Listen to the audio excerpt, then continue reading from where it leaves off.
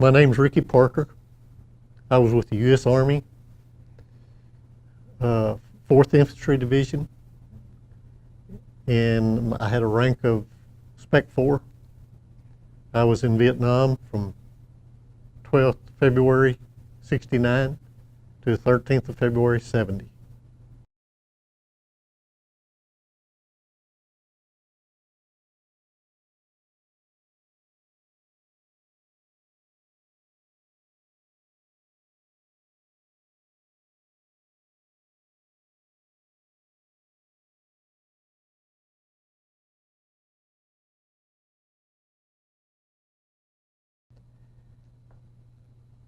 My father was in World War II. I had 2 uncles that were in the service. My brother-in-law was in the service, and I felt it was my duty to do my part and to serve my country, and that's the reason.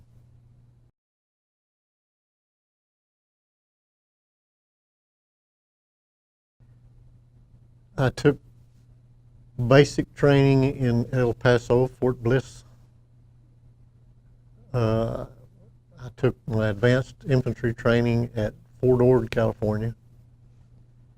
From there, I was shipped to Vietnam. Served there a year and came back to Fort Benning, Georgia for the rest of my tour.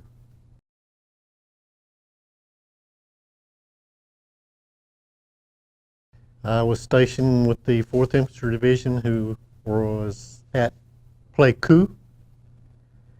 After about 4 or 5 months, they moved their headquarters to An. I wasn't there very long because we were in the field, but that was headquarters.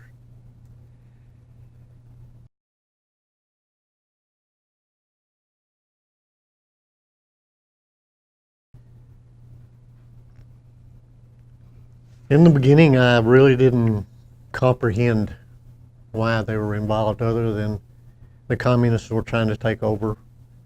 The South Vietnamese didn't want them in, and we were trying to help them not be taken over. That was my understanding at the beginning, and that's, I thought, good enough reason to go help them. So.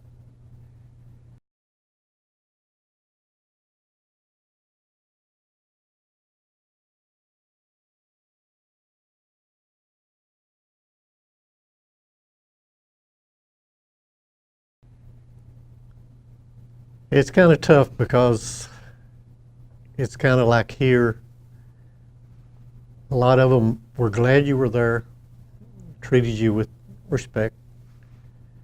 A lot of them just wanted to make their life, their living, and they didn't care one way or another whether you were there. Most of them were friendly. Most of them trying to make $1 off of you. I was impressed with the mountain yard people. Out in the field, they are similar to, for us, would be Native Americans. They live in little huts out in the jungle that are raised up off so that tigers can't get in. And they were very good people. They were just as friendly. They loved us there. The kids loved us there. They were willing to help you in any way they could, and they were good fighters. If they volunteered or helped you in any way, they were good. So I was impressed with them more than anybody. Less impressed with Vietnam's South Vietnamese soldiers. They kind of took advantage of us. Anytime we'd have a perimeter set up, they were in the middle. Anytime a helicopter got there first, they were there on the helicopter first to get out. So my impression of them weren't real strong.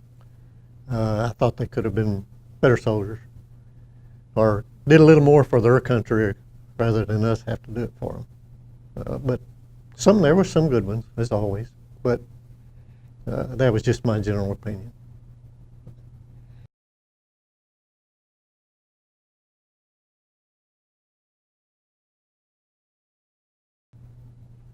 My perception was the same as when I went over. I felt like we were doing what we needed to do. We needed to keep communism from spreading, and I still felt strongly that we were doing the right thing. Maybe not with the right people, but anything to keep the communists down.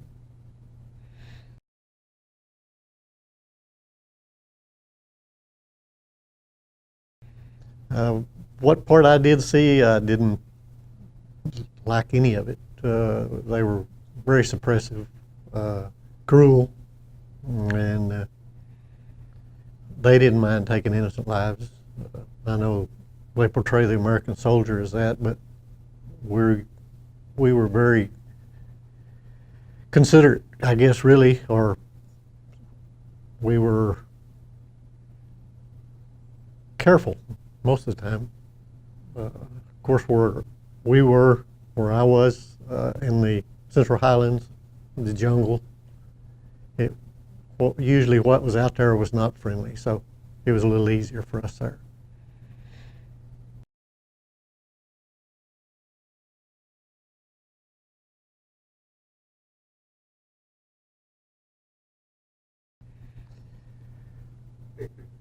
I think it's an injustice to the American soldier. All Hollywood was concerned about was dope heads and killing sprees. I'm not saying that didn't go on as my lie or whatever, but that wasn't around anywhere where we were. We took prisoners. They were treated right. If anybody mistreated prisoners, it was the South Vietnamese when they were out of our hands. And I think, there was lots of it, just to be fair, everybody trying to escape reality with the marijuana and all. I wasn't raised that way, so I didn't indulge. I didn't even drink when I was over there. Who likes warm beer?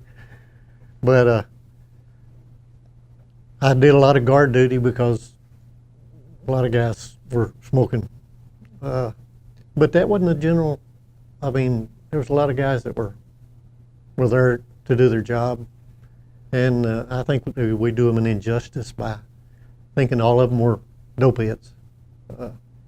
I think when you got young guys like that, and we had, 16 weeks of training, but it doesn't prepare you for what's to come and what's going to happen. And I think today's Army is much better prepared, much better trained, much better equipped than what we had to. And I think they probably got a little better leaders than they did have.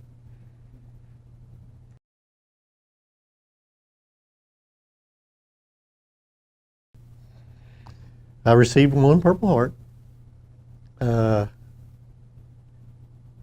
Why? Because you're wounded in action. That's what a Purple Heart is. A Purple Heart is, if you're hospitalized because of your wound, you're given the Purple Heart.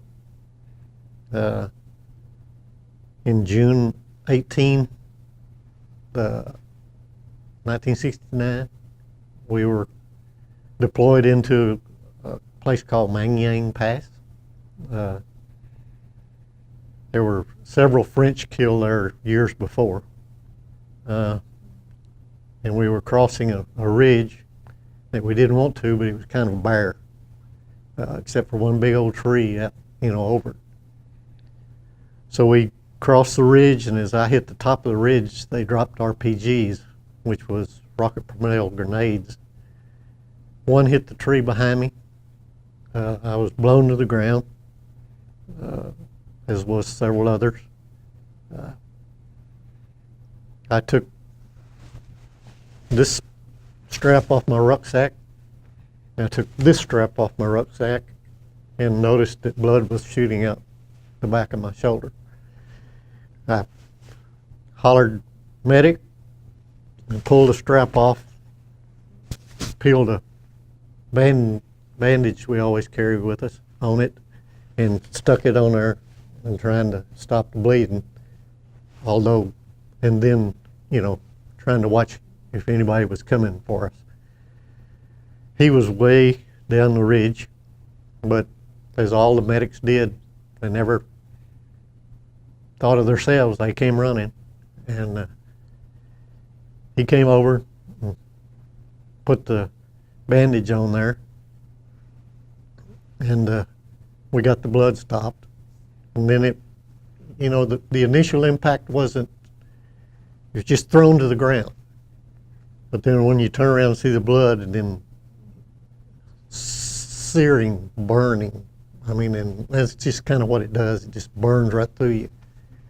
And so then the pain hit. But he got it taped up. We fought for, it seemed like an hour, but it was probably 5-10 minutes. They ran off, and then they couldn't airvac us out, so we had to walk nearly a mile to get to an airvac where they could medevac us out. That's how I got the Purple Heart.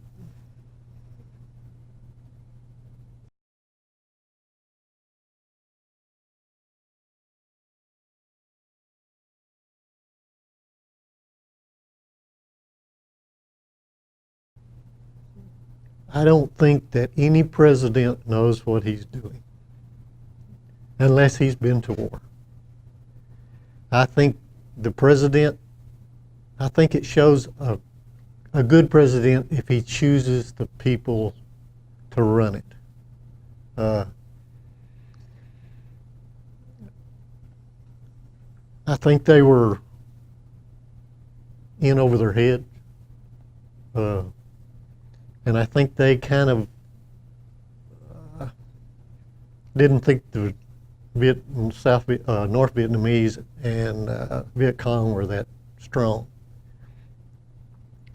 But when you're fighting for something, like they were fighting to change their country, and we were fighting just to keep them from, their reasoning was they're more willing to give their lives for that than we were for their other country. And that's just the way it is. They had a purpose, so it made it extremely hard there. And they were extremely crafty too. So then I got off. What was the question? The president, yes. And the president will only he can only hear what they tell him. And they have what the Army's telling them, or the armed forces, and then they have what the civilian population is hollering about. And I just don't think that the president's understood it well at that point.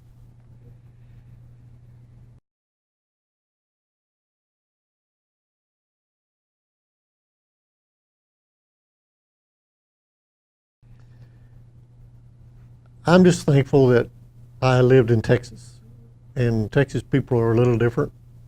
I had stares. I never had anybody spit on me, thank goodness. Would have reacted badly to that. But I had so many when you got home saying, "How many did you kill over there?" Or, "How many, did you just mow them down?" It was just senseless, and you got tired of that. Or, "Did you kill any kids?" And things like that. They were very, inconsiderate. You just don't want to talk about anything that you. But I kind of got in the airport quickly, and I got it. My sister and brother over there, and I got out as quickly as I could. So I tried not to deal with any of the crowds or anything. But later on, just other people didn't like it. Never thought we got the credit that we needed. And then a lot of the boys got treated wrong. I mean, anybody that spit on you for doing your job, I mean, is wrong. And it's, that's just the way it is.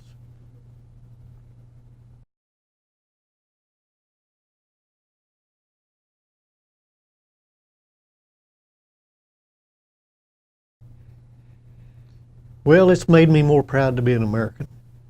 I mean, I know that you hear the word free all the time, and there's nothing free. I lost friends over there. There's a lot of boys that didn't come home, and they paid for it. They're paying for his freedom now. And we have boys over there now that are paying for the freedom. There's just nothing free. But the sad thing about it is it's going to be that way. And we just thankful now that we have those guys and gals that volunteer that'll do that. I think it made me a better person, a more appreciative person.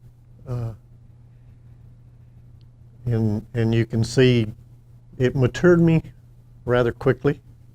Like I say, I was 18, the youngest one in my company for a long time. And so, yeah, I grew up quick. And but you say you wouldn't take the world for the experience, but you really wouldn't want to go through it again either, So, and it structured me a lot, but I always stood up, and I always stay. My country is right, and we got to do what's right. And today there's still the same little countries that we are trying to save, and if we don't do it, who will?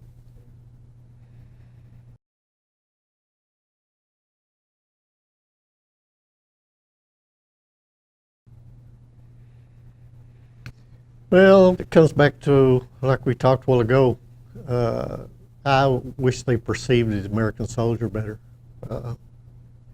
The boys deserved a lot of credit. I've seen a lot of brave guys, and I think they deserve all the recognition they can get. I'm glad to see we finally start recognizing some of our Vietnam soldiers now, and but I think we appreciate it, but it would have been a whole lot better when we came home. And I think that made a lot of people second guess themselves. I know it wasn't a volunteer army; it was all draft mostly. So, you could have a strong opinion about whether you served or not correctly. But these guys were great. I never seen anybody run. I never seen anybody cowered out. They were great, just good soldiers.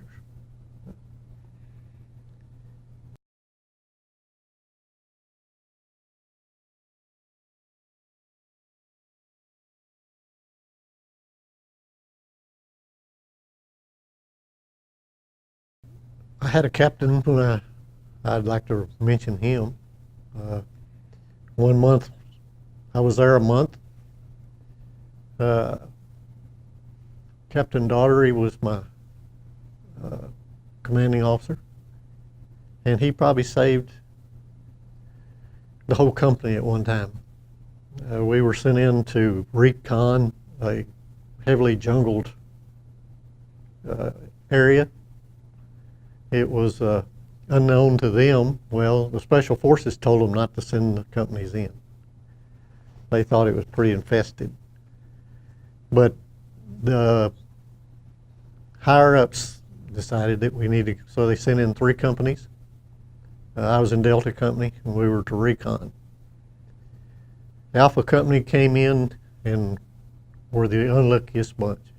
They landed, they started, and these were mountains more than hills. They started up the hill and immediately run into a full-size regiment, probably 1,600. That was their headquarters, 66th Regiment. And they were immediately shot down, like 26 dead out of the 100, and the bunch is wounded. They try to fight their way back down. They were in the trees shooting down bunkers, machine guns. We were 2 hills over. We had to help them. So we traveled at night, and you never travel at night over there because they're setting up ambushes for you. They can hear you, and besides that, you were going up, down valleys, up hills, and we missed our mark. And that was a saving grace. Captain Daugherty said that it was God's will that we missed the top of that hill. And we came out later that morning on top of the hill. It was well traveled, wires for communication across it. You can see where elephants had brought in supplies. And it was late, but yet we needed to go over and help Alpha Company. We were the closest ones. Bravo tried to come in with helicopters, and they just ripped them to pieces. They couldn't land. So we started down. I'll never forget it because it was my first contact. We ran into 4 Viet Cong that were coming up our trail, but they were talking, and we heard them. So we got in cover, and they came into view, and we opened fire. The first bullet that whizzes by your ear reminds you that you are not immortal, that you can die. I found the biggest tree I could find, and that's where I wanted to stay, but we had to fight. It wound up they were bringing a prisoner with them. He had to hit the ground as soon as we started firing. He was captured from Alpha Company, and he told us how he had been knocked out by a grenade, that when he woke up they took him prisoner. He didn't know why they didn't just kill him. But he said they took him with them and went around every wounded soldier and shot him in the head. And he said he had to endure all of that. And he said then they were taking him to someplace else for interrogation, and that's when we met him. And Captain Daugherty ordered us to go back up the hill.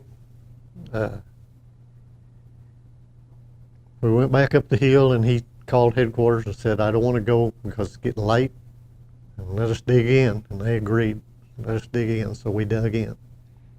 There was 3 little fingers going down the hill. Fortunately, I got one that had steeper, but we stayed up there 3 days. They had us trapped, surrounded. They fired mortars in on us every morning. That's kind of what woke you up was thump, and you knew it was incoming. Somebody hollered incoming. We dug our foxholes. There was some blown timber around. And we stayed there and we fought them off 2 days. We were running low on ammunition. And when they thought, Captain Daugherty thought that they were going to overrun us, so he had all of us at one time, at the same time, drop down in our foxholes. And as they came in, artillery shells shot into us. And the shells they shot were called firecracker rounds. They explode over the ground and go out. They never go down.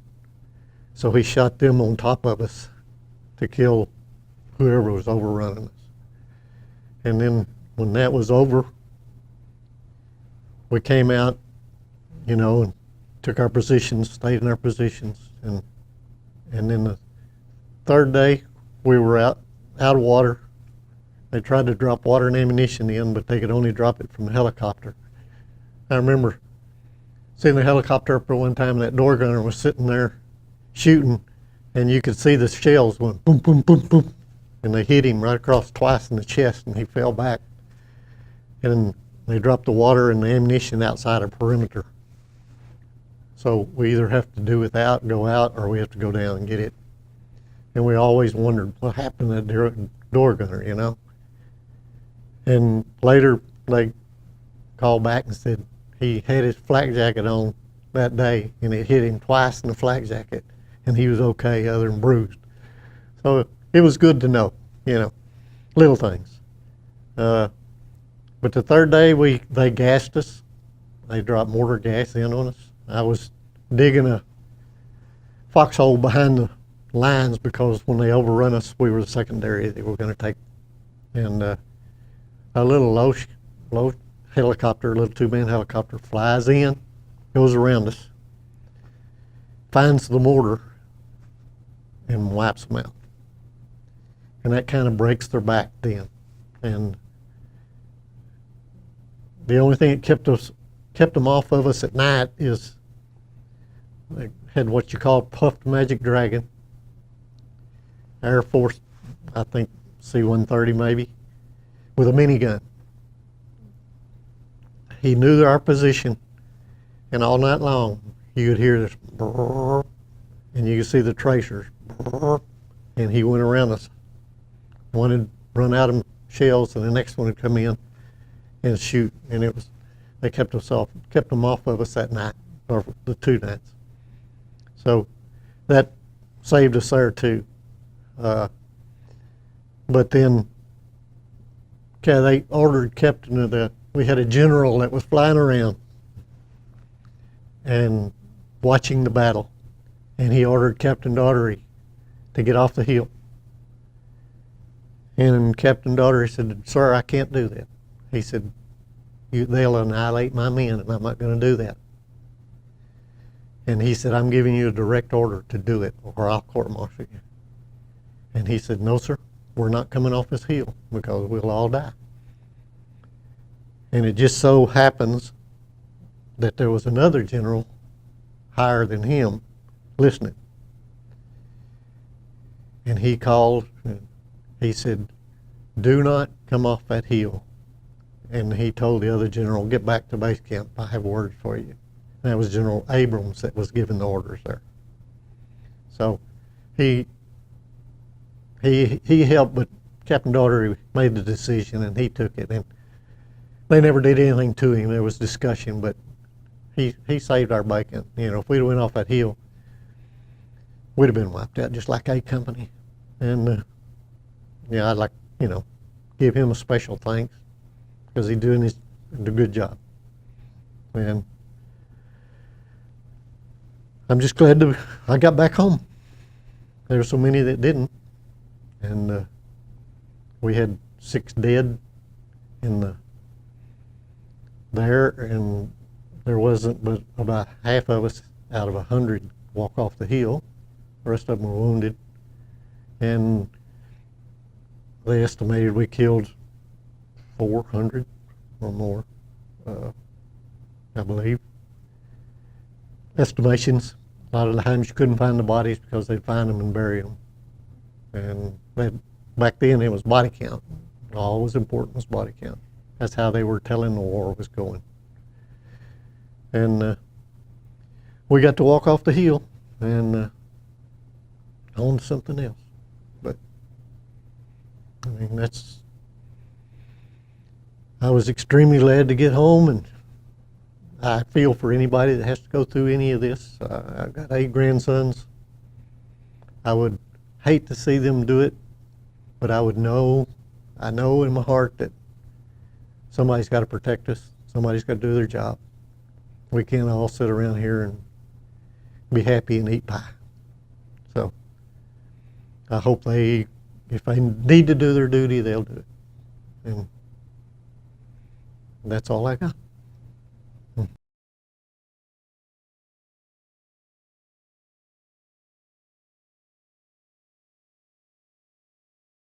We walked. they had vacated the premises, and we were a flea on a dog's back. They could not scratch us off, and so they knew that artillery and bombers would be in, and so they moved out, because the hill we were on was a supply line, and they couldn't get supplies as long as we stayed there. And so, but like Vietnam, one of the worst part of Vietnam is every hill you took, you gave back. And that was no matter who, the Marines, us, it was just, unless it was and we were in the Central Highlands where Laos and Cambodia came together. And there were at times we were very close to the Ho Chi Minh Trail. We could hear tanks. You could hear all sorts of stuff sometimes, especially late at night when it was quiet. And so you knew it was a busy highway. So if they could have ever closed it down, they'd have been all right. But we weren't going to close it down unless we invaded North Vietnam, which I thought we ought to do. But I wasn't the general or the commander-in-chief. But then when you get off the hill, they gave us a day or two off. You finally got to change clothes. Maybe take a bath if you found the stream clean enough, you know. And then they brought you in some new clothes and you went again. So you just constantly moving, more like. We'd move and then we'd set up our own ambush at night, and kind of sometimes hope anybody come across, because if you fired upon them, then you had to immediately get up and move your position, which made you vulnerable too. It was a cat and mouse game. But the Central Highlands I called it hell because the trees were as 30 foot and thick. You couldn't see the sun. And they had trees that stuck needles out all the way around them, up it. I mean, it was beautiful country, but there were so many things that looked like they just out to get you.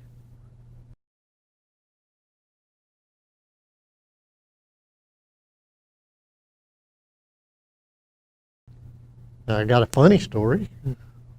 We were up on a ridge one time, humping this ridge and trying to make it where we were going, and we heard the noise behind us. And it was a lot of noise, so we thought there's a lot of people coming. So we all each side of the ridge ready for an ambush, and probably 20, 30 monkeys come swinging through the trees, going through there, just making all sorts of noise. And talk about a relief off of you, because we wasn't really ready for another firefight anyway. So, but it was funny then. You got to laugh every once in a while.